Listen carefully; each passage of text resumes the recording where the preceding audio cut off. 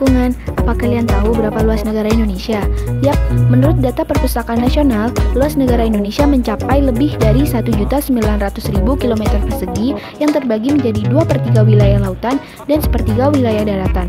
Tak heran, dengan luas wilayah tersebut, jumlah penduduk Indonesia menduduki peringkat 4 terbesar di dunia. Lantas, dengan jumlah penduduk yang lebih dari 260 juta jiwa dan luas daratan yang lebih dari 630.000 km persegi, apakah Indonesia siap memproduksi oksigennya sendiri? Indonesia digadang-gadang menjadi sumber paru-paru dunia. Faktanya, luas hutan di Indonesia berkurang secara signifikan.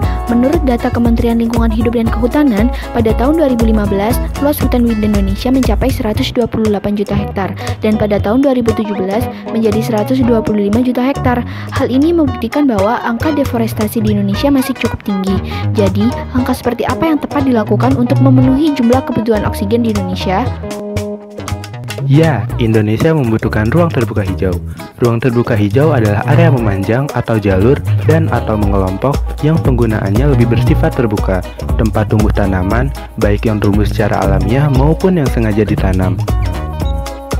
Ruang terbuka hijau atau RTH terbagi menjadi dua, yaitu ruang terbuka hijau publik dan ruang terbuka hijau privat. Keberadaan ruang terbuka hijau atau RTH diatur dalam Undang-Undang Nomor 26 Tahun 2007. Jumlah ruang terbuka hijau di setiap kota harus sebesar 30% dari luas kota tersebut. Dalam periode 5 tahun, yakni sejak 2011 sampai 2016, jumlah ruang terbuka hijau di Indonesia, baik berupa taman maupun kebun raya, telah mencapai 247 buah dengan luas total 249,2 hektar. Untuk meningkatkan jumlah tersebut, Kementerian Pekerjaan Umum dan Perumahan Rakyat pada tahun 2016 membentuk program pengembangan kota hijau atau P2KH yang telah diikuti oleh 165 kabupaten atau kota. Jumlah ini meningkat dari yang sebelumnya hanya diikuti 60 kabupaten atau kota. Dengan dibentuknya program tersebut, kini tercatat telah terbentuk 165 forum komunitas hijau, 500 komunitas hijau dengan 4.000 penggiatnya, 200 festival, dan 250 aksi penting kota hijau yang telah dilakukan yang melibatkan kurang lebih 75.000 orang. Lantas, apa sih fungsi ruang terbuka hijau? Ruang terbuka hijau memiliki 3 fungsi utama, yaitu fungsi ekologis, fungsi sosial ekonomi, dan fungsi evakuasi. Fungsi ekologis meliputi sistem sirkulasi udara, pengatur iklim mikro sebagai peneduh, produsen oksigen, penyerap air hujan, penyedia habitat satwa, penyerap polutan media udara, air, dan tanah, serta penahan angin.